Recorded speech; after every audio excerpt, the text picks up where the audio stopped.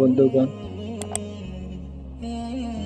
আল্লাহ সুবহানাহু ওয়া তাআলা যখন আমাদেরকে পরীক্ষার মুখোমুখি করে, তখন আমাদের কাজ হচ্ছে সবর করা।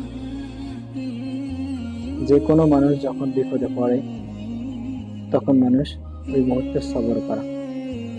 সবর করলে আল্লাহ তাআলা তাদেরকে অনেক পুরস্কারে পুরস্কৃত করে। এজন্য সবর মানুষের জন্য জরুরি। সবর অর্থ ধৈর্য ধারণ করা। সবর এটা আরবি শব্দ। সবর অর্থ হচ্ছে ধৈর্য ধারণ করা। এজন্য সবরের 3 প্রকার। 1 নম্বরে জবানে ইন্না লিল্লাহি ওয়া ইন্না ইলাইহি রাজিউন বলা, পাঠ করা।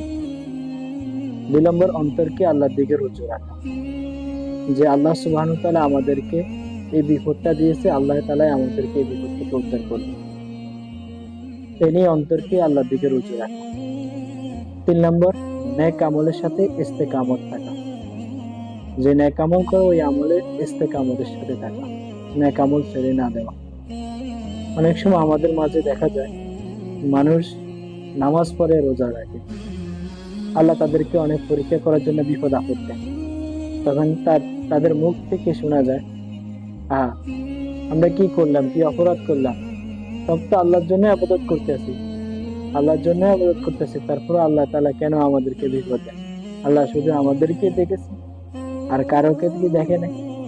অনেক মানুষ তো আল্লাহ নাফরমানি করে, নামাজ পড়ে না, রোজা রাখে না, এরকম দিনের শরীয় অনুযায়ী চলে না, তাদেরকে তো আল্লাহ তাআলা বিপদ দেয় না, আমাকে কেন বিপদ দেয়?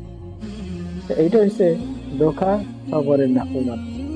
এজন্য আমরা ওই মুহূর্তে সবর করা, যেন আল্লাহ তাআলার নাফরমানি যেন না হয়, আমরা আমলে লেগে থাকা, আমলে ইস্তেকামতের সাথে আমল করা।